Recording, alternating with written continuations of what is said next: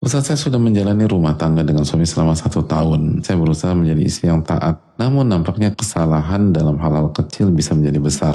Belum lama ini suami saya memukul kepala saya berkali-kali. Seperti memukuli maling. Karena saya membeli sesuatu dengan uang saya sendiri. Padahal sebelumnya saya jarang beli apa-apa. Dan saya baru mengetahui kalau ternyata suami pernah melakukan KDRT dengan mantan istrinya. Saat ini dia meminta saya untuk resign dan tidak bisa memenuhi kebutuhan saya, namun saya turuti kemauan dia dengan harapan Allah akan rubah perangannya dan lembutkan hatinya. Ustadz, jika suatu hari dia melakukan KDRT lagi ke saya berazam untuk menyudahi saja pernikahan ini walaupun saya telah kehilangan pekerjaan. Insya Allah selama saya masih hidup, Allah masih kasih saya rezeki untuk penghidupan saya ke depan.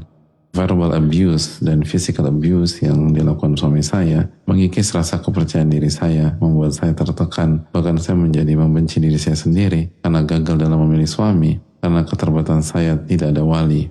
Mungkin maksudnya tidak ada wali yang berperan sebelum pernikahan ya, bukan tidak ada wali dalam akad. Kalau akad insya Allah ada wali.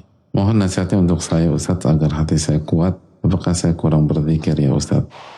Semoga Allah menjaga beliau dan meninggikan derajat beliau. Dan semoga Allah menjaga para istri dan para wanita dari kekerasan dan kezaliman. Amin ya rabbal alamin. Dan bagi ibu-ibu yang lain yang tidak mengalami hal yang beliau alami, bersyukurlah kepada Allah. Ucapkan alhamdulilladzi afani mimma ibtalaha bihi wa faddalani ala katsirin mimman khala tafdila. Segala puji bagi Allah ya menjaga saya dari ujian yang dialami dan melebihkan saya dari banyak hamba Allah yang lain. Dan semoga yang bertanya dijaga oleh Allah, dijaga imannya, diberikan kesabaran, dan diberikan taufik untuk memberikan keputusan di hari esok.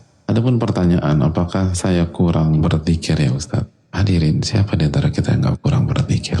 Kita semua ini banyak kekurangan, banyak lalai. Siapa di antara kita yang zikirnya seperti Nabi SAW, Abu Bakar As-Siddiq, Umar bin Khattab, radhiyallahu dan lain-lain?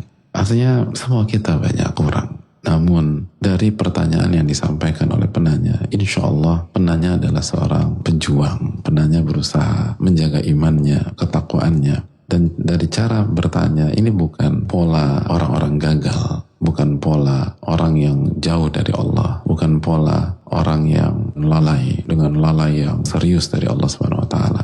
Nasabuhum kadzalikullah hasibul nuzaki Allah la ahada. Ini yang kita tahu dan kita tidak merekomendasikan siapapun di hadapan Allah, dan Allah yang maha tahu tentang kondisi seseorang. Karena sekali lagi beliau memulai pertanyaan dengan adab yang baik, lalu juga beliau kata beliau berusaha taat sampai disuruh resign beliau ikut. Itu kan bukan tipikal wanita pembangkang. Kita tahu ada bagian wanita yang gak mau nurut sama suami, beliau berusaha nurut. Lalu beliau menyampaikan, selama saya masih hidup Allah pasti kasih rezeki buat saya. Itu kan iman kepada nama dan sifat Allah, Ar-Razzaq, iman kepada takdir Allah Subhanahu Wa Taala. Ada banyak kelebihan yang dimiliki oleh penanya.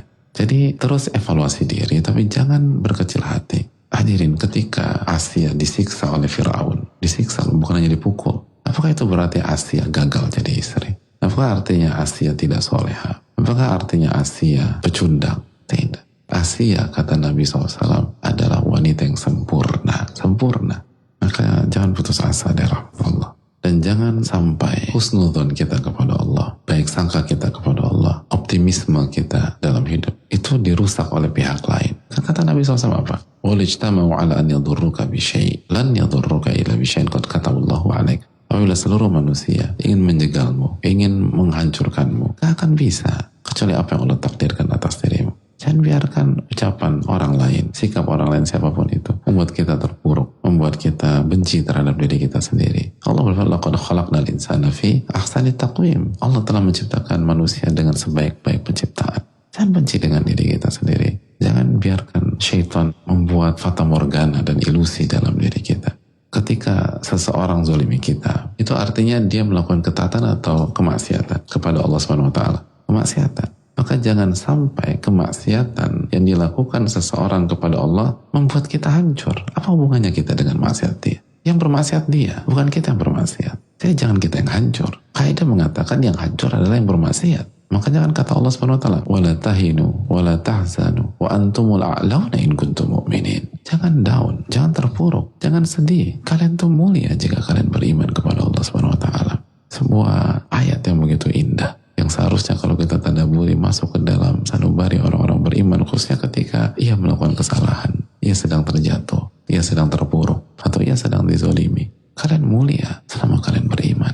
Kalian mulia selama kalian yakin kepada Allah Subhanahu wa Ta'ala. Allah motivasi para sahabat pada saat perang Uhud, dan jelas kemenangan yang di depan mata itu pupus itu karena khususnya kesalahan mayoritas pasukan pemanah. Tapi kita tahu jasa-jasa para sahabat besar, kebaikan-kebaikan mereka sangat luar biasa, dan kebaikan-kebaikan mereka itu jauh lebih banyak, jauh lebih tinggi, jauh lebih besar daripada kesalahan sebagian mereka di perang Uhud. Dan semoga itu juga yang kita harapkan kondisi penanya. Mungkin penanya buat salah, tapi siapa yang dari kita nggak buat salah? Penanya buat salah, saya buat salah, ibu-ibu yang lain buat salah, kita semua buat salah. Tapi semoga kebaikan dan amal soleh itu lebih besar daripada kesalahan. Adapun apabila pernikahan ini memang membawa kemudorotan dan terjadi KDRT lagi dan penanya ingin menyelesaikan, maka itu hak penanya. Saran saya istikharahkan dan musyawarahkan ke ahli dan orang-orang bijak yang ada di sekeliling penanya. Wallahu ta'ala